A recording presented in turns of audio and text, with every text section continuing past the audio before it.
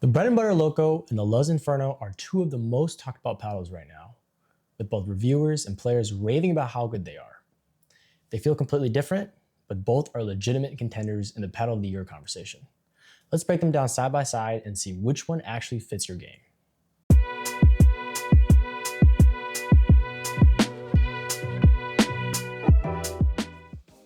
Hey guys, it's THENEWMAIN. Today I'm comparing the Bread Butter Loco Elongated version and the Luzz Inferno. Both paddles have become two of the most popular options lately, and I honestly feel like I see at least one of them in the hands of players at my clubs almost all the time. That popularity combined with how often these two get compared is what motivated me to put together a head-to-head comparison and share my personal thoughts after spending a lot of time on court with both. So first, I'll quickly cover the specs, then I'll break down how they compare in power, pop, spin, and overall on-court performance. Finally, I'll wrap things up by talking about who each paddle is best suited for based on playstyle and preferences, and I'm going to give my own take after extended play. Before we get into how these paddles play on the court, let's quickly go over the specs, just to set a baseline for what we're working with. Just to be clear, I'm comparing the elongated version of the Loco here, since it lines up better with the Inferno in terms of shape and swing. Both paddles sit in a very similar weight range, and they do swing a bit heavier than average for elongated shapes, with the Inferno feeling slightly harder to maneuver in hand compared to the Loco. Twist weight is about average on paper for elongated paddles, but the foam construction on both makes them feel more stable and resistant to twisting than you'd expect, especially on off-center hits. Both paddles have very good grit, with the Loco clearly having more. After about 10 to 15 hours of play, the durability of the grit has held up well on both, though the Inferno's surface has smoothed out slightly more over time. The biggest difference here is in the core construction. The Loco uses EPP foam, while the Inferno uses MPP foam, and that difference shows up very clearly once we get into the feel and the on-court performance. Specs can tell you what a paddle is on paper, but they don't really tell you how it actually feels. That's where the differences between these two really start to show up. The feel of the two paddles differs significantly. The Loco feels more stiff, springy, and dense, with much of that stiffness coming from its fiberglass layer. Compared to the more muted feel of many foam paddles, that extra layer makes it easier for me to connect with the ball and clearly understand the feedback on each shot. It has like a Gen 3-like feel that's crispier and more responsive. In contrast, the Inferno feels more plush, slightly muted, and very hollow. The muted feel on the Inferno isn't personally my favorite because it reduces feedback to a point where I don't feel like I'm getting enough information on how I'm making contact. Neither feel is inherently better. It really comes down to preference, whether you like that soft, muted feeling of the Inferno or you really care about getting the right feedback from the Loco, but at the cost of feeling a bit stiffer and a little bit harsher on the arm.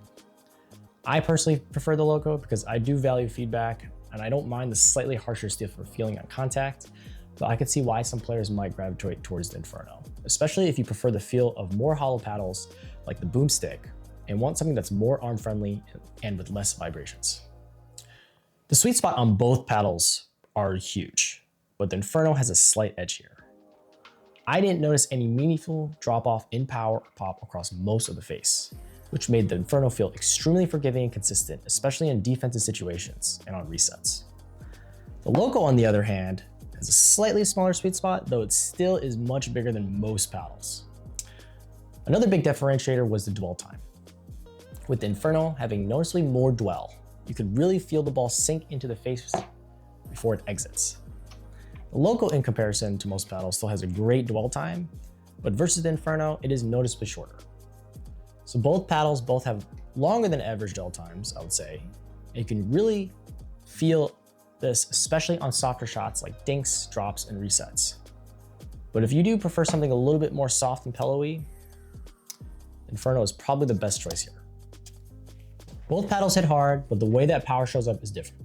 The Loco's power comes on faster and it feels more explosive, while the Inferno's power builds more gradually and feels easier to control. Overall power levels are very close, with the Loco edging it out slightly. Out of the box, the Inferno played with a bit less power, but after about 10 to 20 hours of break-in, that closed the gap. The Loco's springier response made the ball jump off the face more quickly on hard drives, while the Inferno's power felt more consistent and predictable on larger swings. Top end power between the two is very similar, with the Loco edging it out slightly, though the difference is minimal. The main distinction is accessibility. With the Inferno, you'll need some braking time to unlock its full power, while the Loco delivers high power almost immediately. Pop is also high on both, but it shows up differently depending on the swing. With the Loco, the pop was more noticeable on longer, fuller swings like drives and putaways, where the ball really jumped off the face. And with the Inferno, the pop stood out more on shorter, softer swings, like dinks and drops, where the ball came off a bit quicker with less effort. Spin on both paddles is top tier, but if I had to pick one, I'd give it to the Loco. The Inferno's high dwell time allows the ball to sit on the face longer, which makes it easy to add spin on all sorts of shots. While the Inferno still has plenty of grit, it doesn't quite match the extreme grit level of the Loco. And when you combine that higher grit with the Loco's solid dwell time, the result is spin that feels easier to apply on most shots, especially on softer shots like dinks or drops. That high spin does affect the launch angle, causing the ball to come off a bit higher than expected, especially compared to the Inferno. On drives, I had to adjust my swing path to be slightly straighter to keep the ball from popping up. With the Inferno, the swing path felt more familiar and closer to what I experienced with both Gen 3 and Gen 4 paddles, which made it easier to jump into games right away without having to think about adjustments. Both paddles still offer excellent spin overall, but if you're looking for the maximum spin potential, the Loco here has the edge. So let's start off with how these paddles perform in the soft game. On dinks, this is where the difference in feel really shows up. The Loco's connected feel made it easy for me to trust my touch and stay consistent, even though it sits on the higher end of the pop spectrum. The feedback is immediate and predictable, which helped me control depth and apply spin without feeling like the ball was going to jump off the face unpredictably. The Inferno also dinks well, and its higher dwell time feels very pleasant on the arm. The large sweet spot makes it forgiving, especially on defensive or in a stretch position. However, once it broke in, the slightly higher pop combined with the muted feel made it harder for me to judge my touch under pressure. And during games, I found myself popping up more balls than expected. So overall, for dinks, I prefer the Loco because of the feedback and predictability, even though both paddles are still very capable in this area. On drops, the high pop of both paddles makes it challenging at first to keep the ball low and unattackable. I definitely had to drill my drops before taking either paddle into games. Between the two, I found the Loco much easier to control on drops. The crisper, stiffer feel gave me better feedback, which helped me gauge how much power to apply to the ball more accurately. With the Inferno, the more hollow and muted feel made it harder to dial in my touch. There were times when drops felt good off the paddle, but either landed long or too short into the net. If you're comfortable with the muted feel, this may not bother you. But for me, the lack of feedback made drops less predictable. And because of that, I'm still going to give the edge to the Loco for drops. On drives, both paddles offer easy access to power and plenty of spin to keep the ball in on aggressive swings. The main difference here comes down to control. The Inferno made it easier for me to swing big and stay consistent without worrying about the ball sailing long or wide.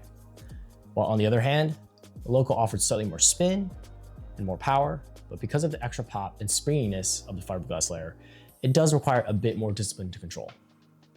So with that in mind, I'm still giving the edge here to the Inferno because it is easier to control and the power system seems to be more predictable coming off the face. On counters and putaways, both paddles are very effective and very good. But the Inferno felt easier to manage under pressure, especially during fast hand battles. Its higher dwell time gave me more confidence to take longer, more aggressive swings, which ultimately made it more reliable and more fun option for me to use in these situations. The extra spinniness and pop of the Loco, on the other hand, leads to quicker rebounds off the face, but it can be harder to keep the ball in if you take too big of a swing. So if you tend to take longer, fuller swings and want more forgiveness on your counters, the Inferno will likely be the better option for you. But if you're looking for easier access to pop, and you do have the discipline to take shorter, more compact swings, the Loco is a better fit here. On resets, the Inferno lives up to its reputation for being extremely easy to use. The combination of high dwell time and a very large sweet spot does a great job absorbing pace, which keeps the higher pop under control and makes resets feel forgiving and predictable. Even though the elongated paddles typically struggle more in this area, the Inferno felt closer to a wide body paddle on resets, thanks to its MPP foam construction and wide body size sweet spot. The Loco also performs very well on resets, just not quite at the level of the Inferno. The immediate feedback from the fiberglass layer combined with its fairly large sweet spot makes it easier to dial in the right touch and power. Because I can clearly feel the ball on contact, I'm able to better judge how much pace to absorb and how much to push through the shot, which allows me to reset more confidently and consistently back into the kitchen. However, I think the Inferno still has the edge here because of its bigger sweet spot, better absorption, and more consistent response across the entire face. Now that we've covered how both paddles play in stock form, let's briefly touch on the weight setup, since it helps smooth out the performance even further. So I tested both paddles with added weight, and the impact was noticeably different between the two. For reference, I added about 2.5 grams on each side with the 4 and 8 o'clock positions on both paddles. On the Loco, adding weight helped reduce twisting on off-center hits and made the paddle feel a bit more stable overall.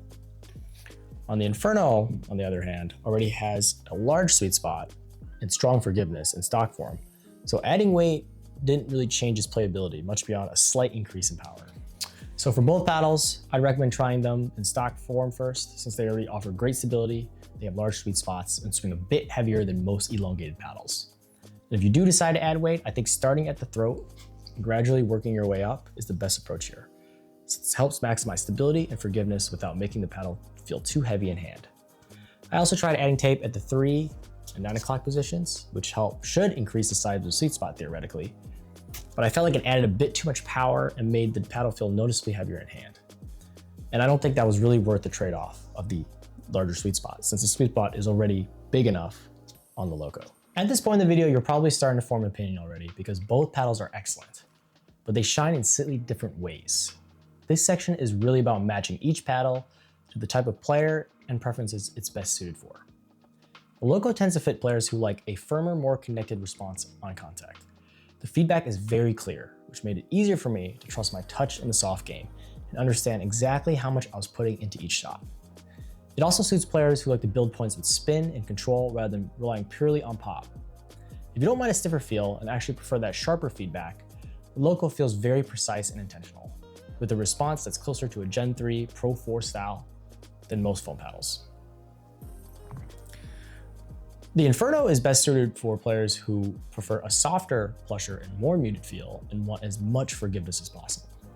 The sweet spot is extremely large, which really shows up on resets, counters, and in fast exchanges where off-center contact is more common.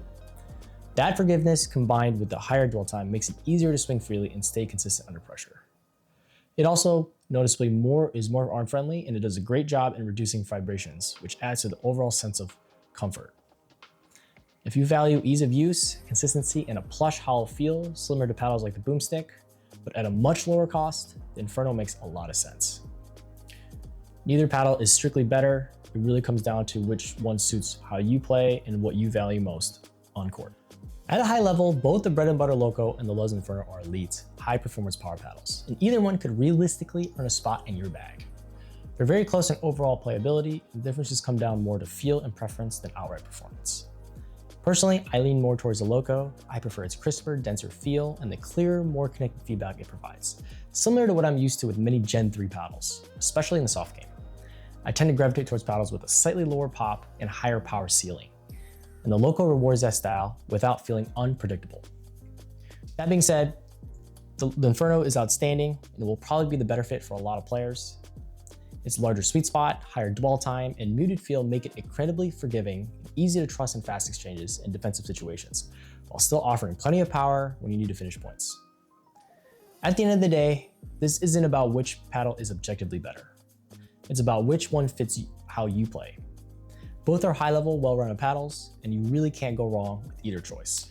If you found this comparison helpful, make sure to hit the like button. It really helps the channel out. Consider subscribing if you want more in-depth paddle reviews like this.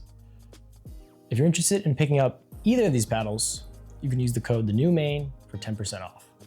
With the discount, the Loco will be about $180 and the Inferno is around $195. And just a heads up, the Loco has sold out very quickly in the past, so I'd recommend grabbing one as soon as it comes back in stock. The Inferno also just dropped a new blue colorway that looks pretty slick.